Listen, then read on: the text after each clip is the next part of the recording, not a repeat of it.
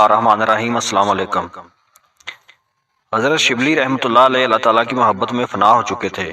کتابوں میں لکھا ہے کہ ایک مرتبہ ان کو مجنون سمجھ کر کسی نے پتھر مارا، جس کی وجہ سے خون نکل آیا۔ ایک آدمی دیکھ رہا تھا، اس نے جب خون نکلتا دیکھا تو کہا کہ چلو میں پٹی باندھ دیتا ہوں۔